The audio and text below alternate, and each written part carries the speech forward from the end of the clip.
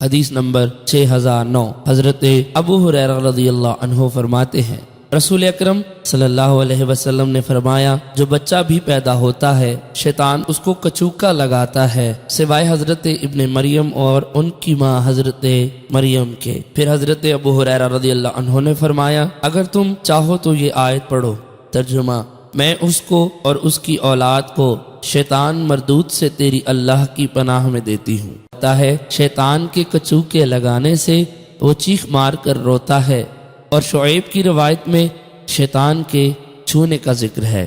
حدیث نمبر 6011۔ حضرت ابو ہریرہ رضی اللہ عنہ رسول اکرم صلی اللہ علیہ وسلم سے روایت کرتے ہیں آپ نے فرمایا ہر انسان کو اس کی پیدائش کے دن شیطان چھوتا ہے سوائے حضرت مریم اور ان کے بیٹے کے۔